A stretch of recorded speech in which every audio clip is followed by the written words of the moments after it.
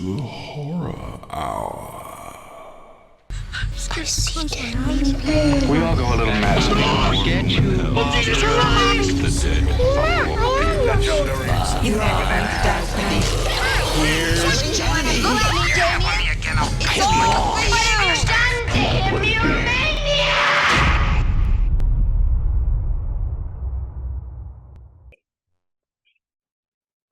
All right, hello, and welcome to the Horror Hour, a place we discuss, we debate, we disagree on all things horror. But today, I'm really excited because we have special guests with us. So first off, I'm your host, Yutaka. Hello.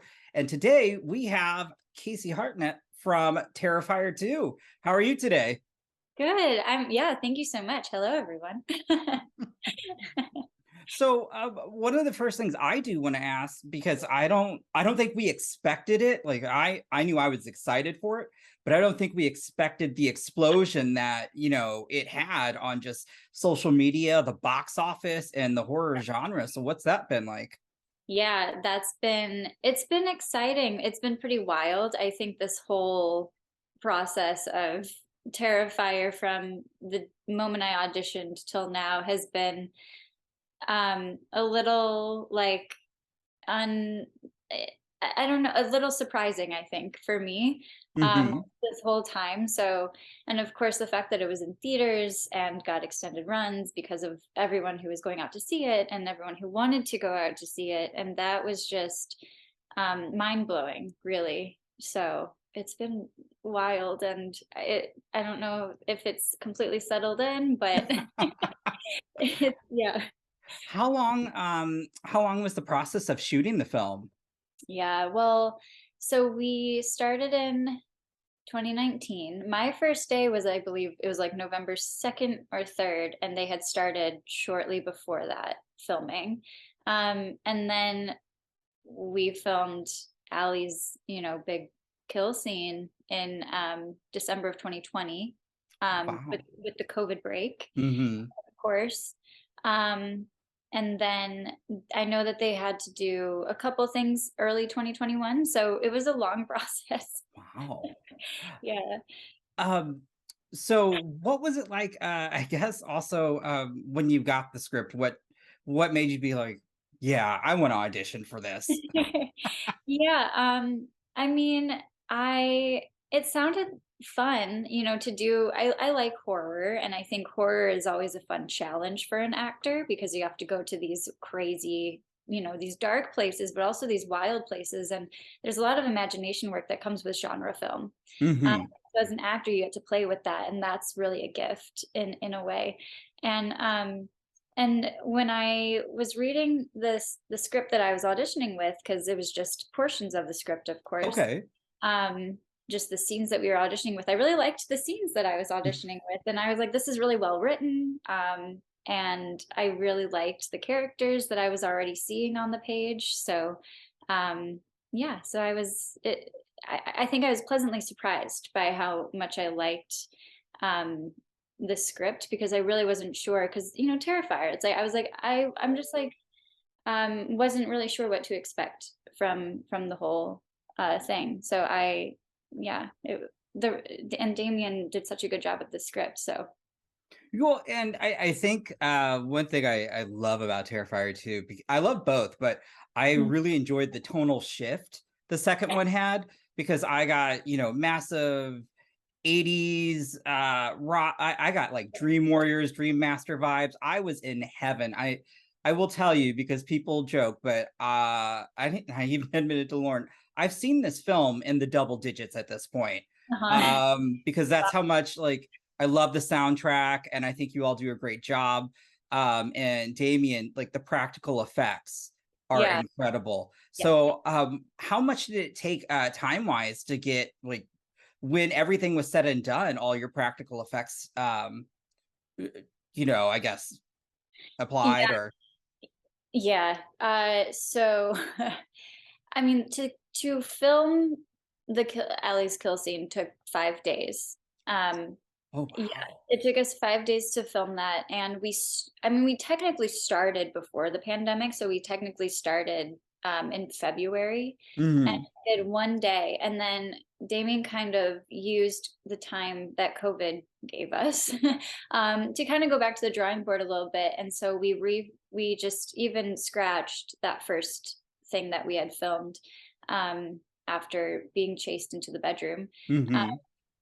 And so yeah, it took 5 days, but the effects and everything, I mean, the majority of the day was applying was in hair and makeup with me and David, because David's makeup takes a very long time, and then putting the prosthetics on took quite a bit of time. And so then we would film, but I feel like the majority of the day was in getting the prosthetics on, and then we would film that portion of the scene, and then of course taking the prosthetics and makeup off at the end of the day. And we did that 5 days in a row, and just each day added more and more prosthetics.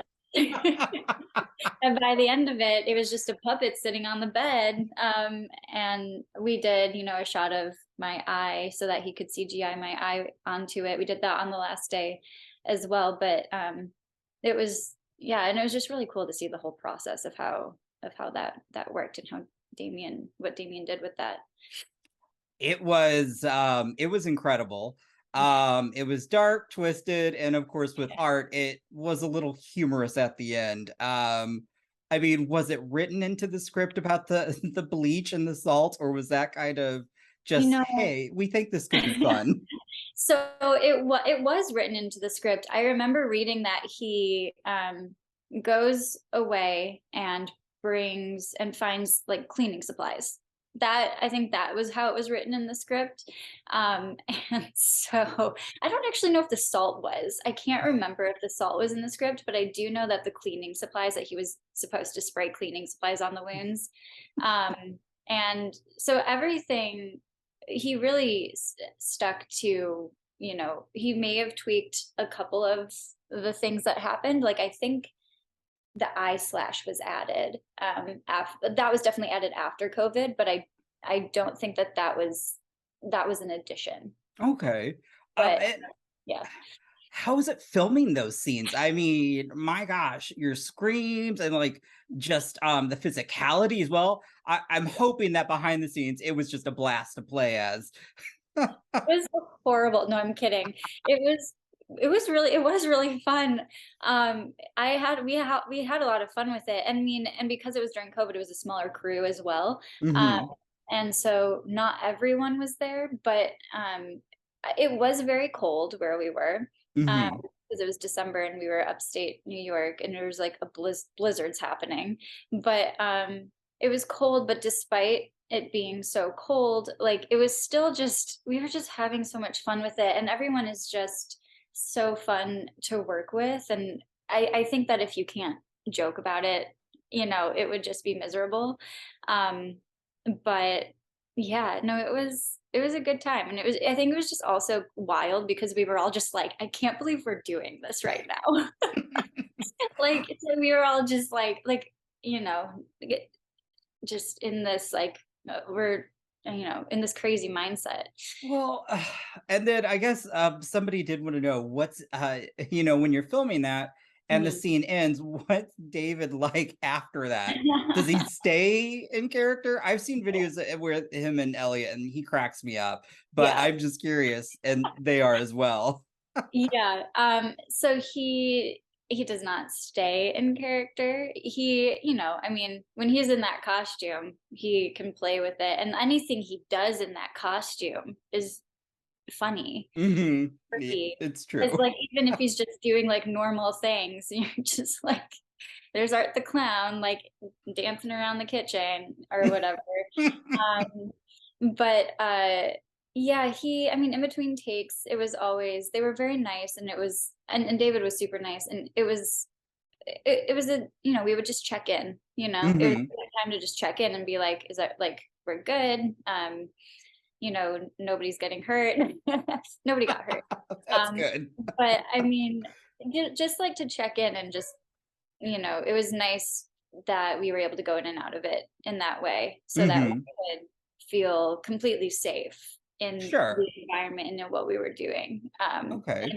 Because also it's like, it was very physical, of course, so there's a lot of communication that had to happen. So yeah, but he's just, yeah, I don't know. He was great. Yeah. And I mean, it is kind of interesting. I remember seeing this in theaters. I'm not joking when I say there were. I mean, I've seen horror films since I was a kid, like 6 years old. But I was a little shocked when I walked into the theater, and they couldn't be more than maybe 12 or 13, and their mom was there with them. And I was like, oh, this is going to be, because I'd already seen it. I go, this is going to be interesting. I was like, I Yeah. can't wait to hear. And so when your scene happened, I just hear the mom go, oh, hell no. And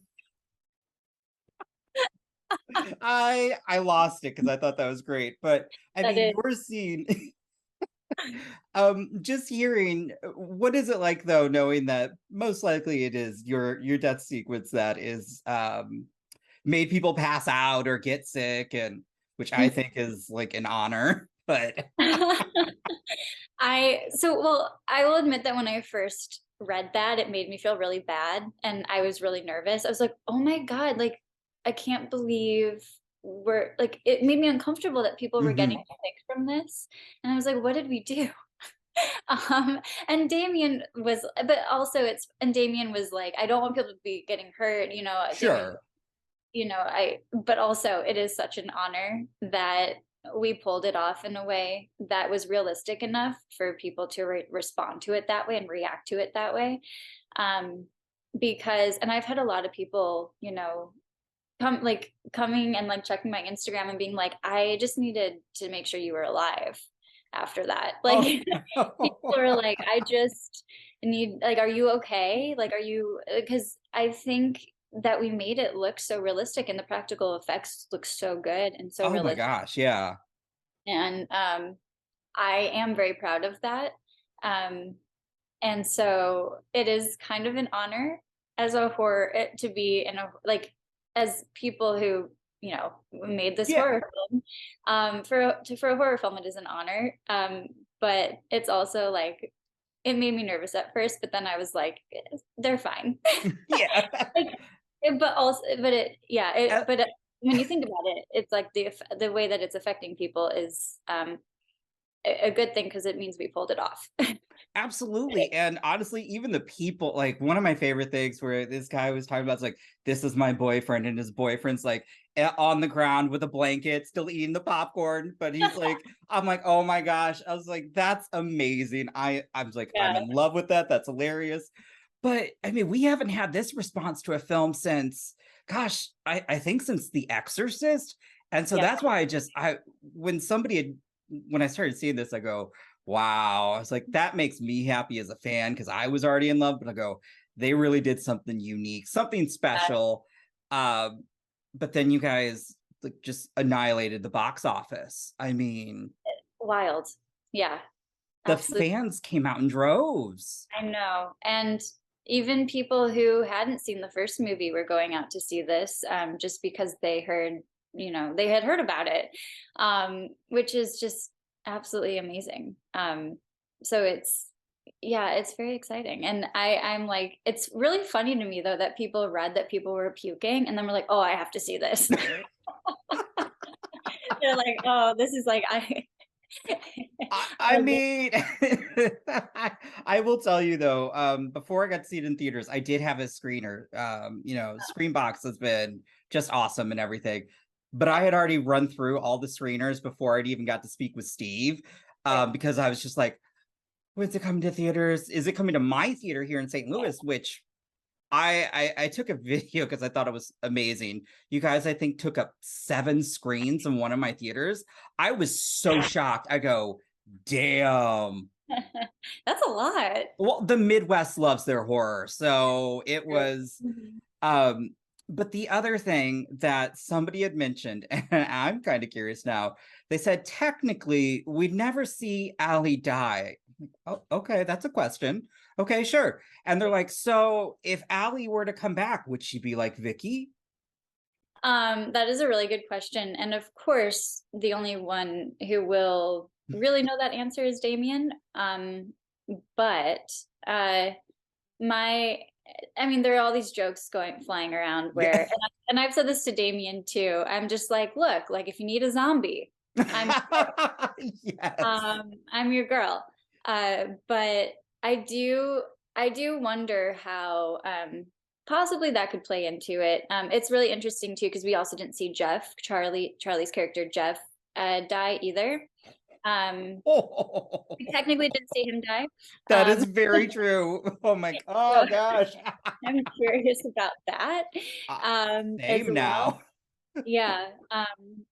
But I am curious about the Allie thing, and I'm like, I do get comments from people saying I want to see Allie in the third movie, and I'm like, well, it'll be an interesting character in the third movie, but I'm like fully prepared to play a zombie if that comes up. I would be down again. You all as the cast, that's one of the things that just made this film work so well. You all played off each other. There was just this vibe. It was again,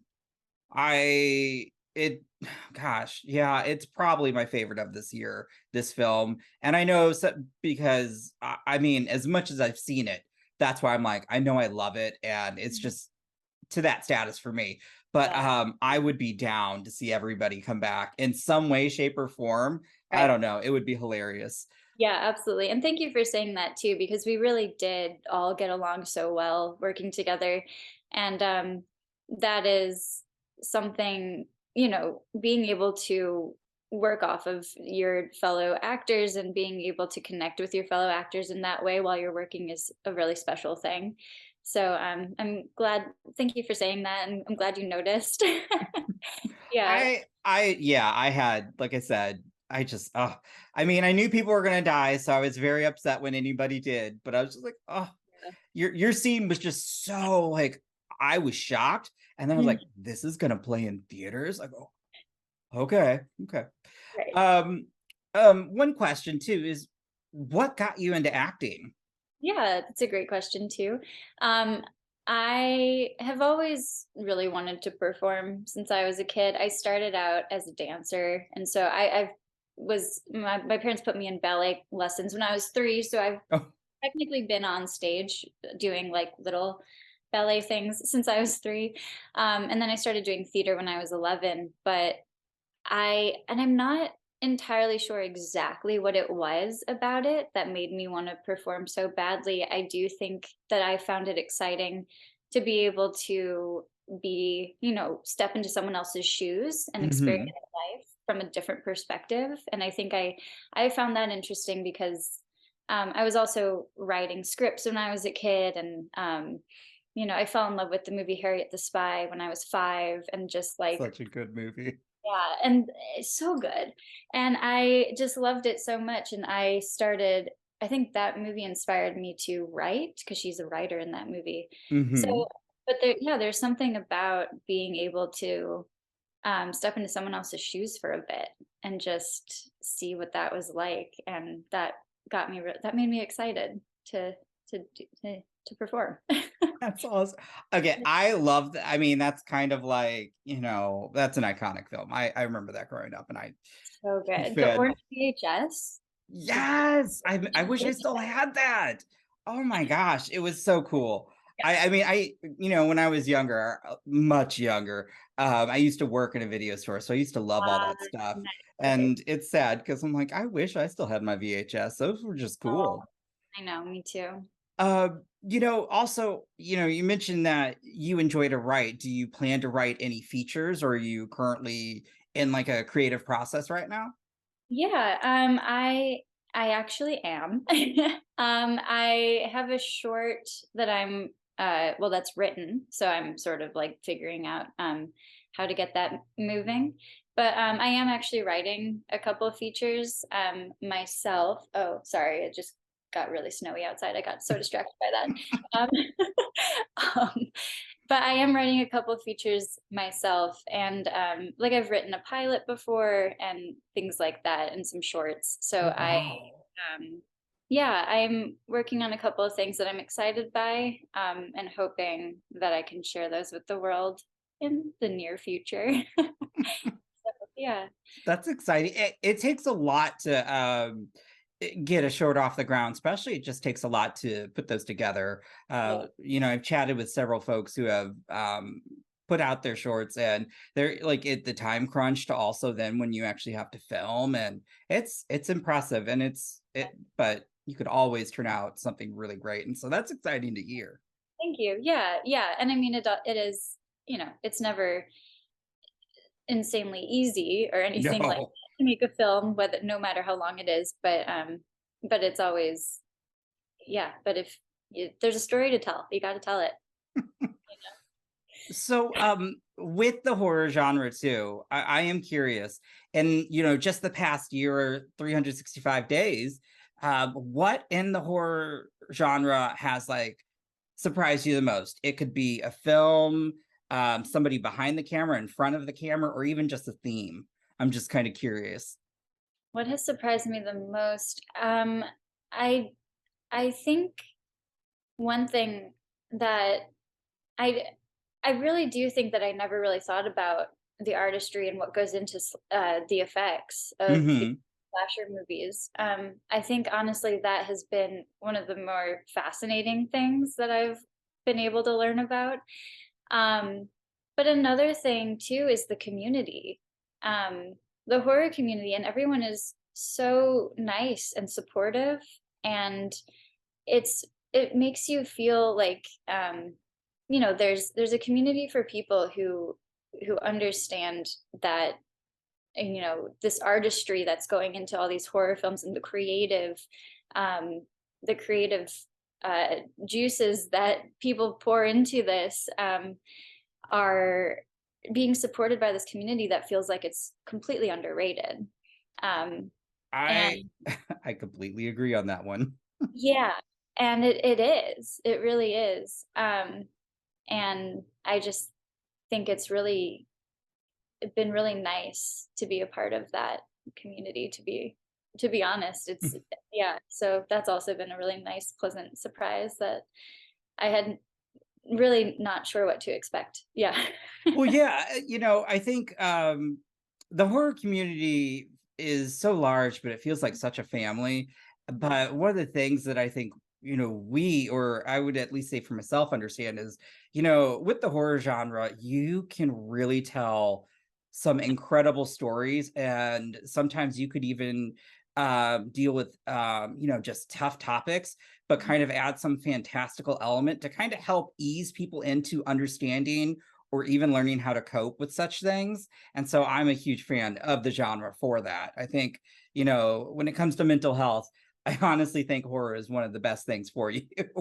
Yeah, and I've heard a lot of people saying that too, that it's helped them with their anxiety, it's helped them, and I have a lot of anxiety myself, and that has been something I've been, you know, figuring out for myself and trying to navigate. But and hearing that there are these, that everyone is like, we support you, and this has done this for me for Hmm. my own mental health, and um that has also been something that I don't know, that has been really nice in a way. No, I totally, I get it. I'm a very big advocate when it comes to mental health, but I'm like, horror is one of the best elements, or one of the best things to, that's my coping mechanism, to be honest.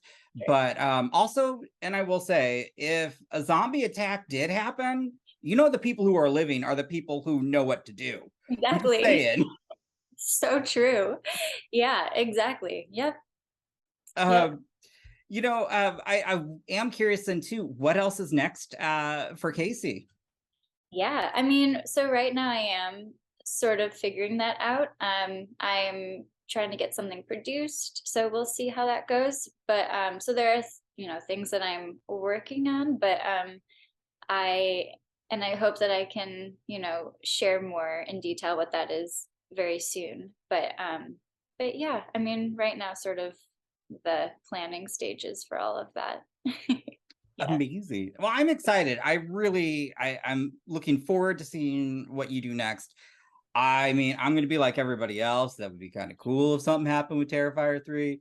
I know. Um, but if not, I hope to see you in more horror film, like your screams, where I'm like, yep, Needs to be in more horror films. Thank you. Before we finish up, I am kind of curious then too, when it came to this movie, the promotion, and then just talking to friends and family, how did you like, hey guys, so this film that I'm in? Yeah, I feel like it was when I was talking about it as being a slasher, there were people who were like, I don't know if I'm going to be able to watch that. I support you and I'm so happy for you, but I don't know if I'm going to be able to watch it. And I was like, that's fair. I don't want you to watch something that's going to make you feel uncomfortable or going to make you puke. But some people just can't handle that. And Oh, absolutely. okay. But also it's kind of funny because I have done like comedy about like women and like periods before, and people are just like, there's something with you in blood. Like, I don't know. But like when you do a non-bloody project, let us know. No, but they support it, and but I also just told people, I was like, look, I take no offense if you don't actually see it. But I do think you'll enjoy the story of it. Mm-hmm. If you can like look away when you need to, but also if you don't watch it, that's fine. I really do think people will like it. Will have fun with this story because the story is so fun, and with like Sienna's character and all the characters, honestly, I just think it's a really fun ride. So I'm like, we'll see. I'm like, it's fine if you don't watch it. It is. I can't say enough. It's such a fun movie, and you got like several chase scenes, great kill sequences. You've got funny like. David doing his stuff is just I don't even know. It's so impressive and it cracks me up. And to see you all play off that too, like, I'm not gonna lie, my first thought was like, give him the damn candy now. Give him the candy and run. I know. It's so funny because watching that movie again, like watching the movie, I think I've seen it 4 times. I honestly like I need like breaks from it, from watching myself being brutally murdered. Of course. But I have seen it a few times, and watching it back, I'm like, why aren't you running? Like, close the door, get out of there. What are you doing? And it's so funny because in the moment when I was in Allie's mindset, that all was logic in that moment. And watching it on screen, I'm like, girl, leave, run, get out, go somewhere, like, close the door. So it's really funny to, I don't know, have that experience by watching it. I think one of my favorite other things is watching people react to it online, and there's a lot of people that are like, girl, get out of the house. And like, I was the same, but it happens. You could be frozen in fear though too. I mean, exactly. Yeah, because really that's what that moment was. Like you're in shock and you're like, I can't process what to do right now. And that's like this like insane fear and shock, and just like